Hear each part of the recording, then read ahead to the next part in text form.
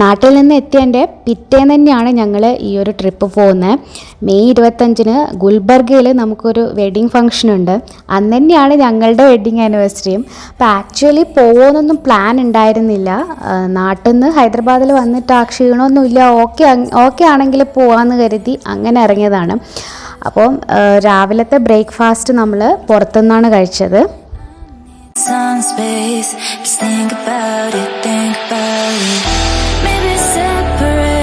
ഞങ്ങളീ പോകുന്ന ഗുൽബർഗ ആക്ച്വലി കർണാടകയുടെ ബോർഡറിലാണ് ഉള്ളത്.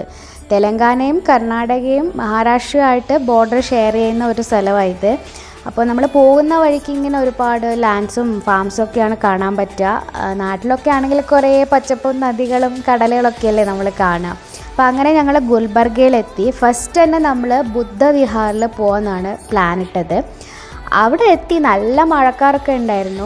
അവിടെ എത്തിയതും അതിൻ്റെ ഈ ഒരു എൻട്രൻസിലെത്തിയപ്പോൾ തന്നെ നല്ല മഴ എന്ന് പറഞ്ഞാൽ ഹെവി റെയിൻ.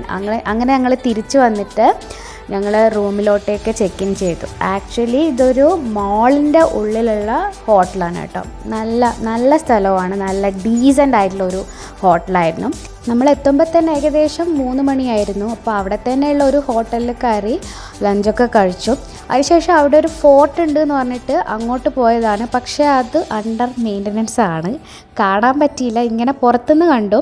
അപ്പോൾ അതിൻ്റെ അടുത്ത് തന്നെ ഒരു മസ്ജിദ് ഉണ്ടെന്ന് പറഞ്ഞു. അപ്പോൾ അവിടത്തേക്ക് പോയി. നല്ല പുരാതനമായിട്ടുള്ളൊരു പള്ളിയാണ്, നല്ല ഭംഗിയുണ്ട് കാണാൻ.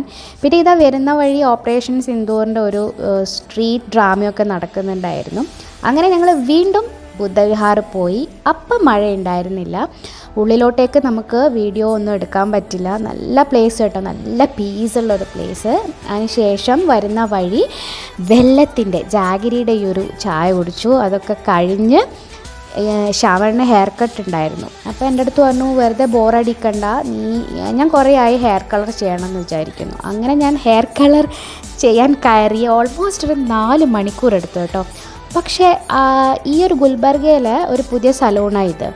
അപ്പോൾ അവിടെ കയറിയപ്പോൾ ഞാൻ യൂട്യൂബറാന്നൊക്കെ പറഞ്ഞപ്പോൾ ചെറിയൊരു കൊളാബറേഷനൊക്കെ ആയി. പിന്നെ ഭയങ്കര നല്ല സർവീസ് കേട്ടോ.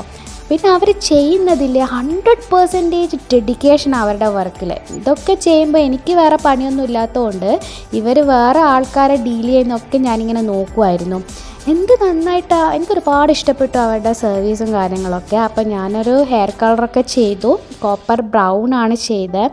ആൻഡ് ഇതിൻ്റെ സ്റ്റൈലിംഗ് ഒന്നും ഇതിൽ കാണിക്കുന്നില്ല. ഞാൻ നെക്സ്റ്റ് ഡേ അടുത്ത ദിവസത്തിൻ്റെ വീഡിയോ വ്ളോഗ് എടുത്തിട്ടുണ്ട്. അപ്പോൾ അതിൽ കാണിക്കാമെന്ന് കരുതി.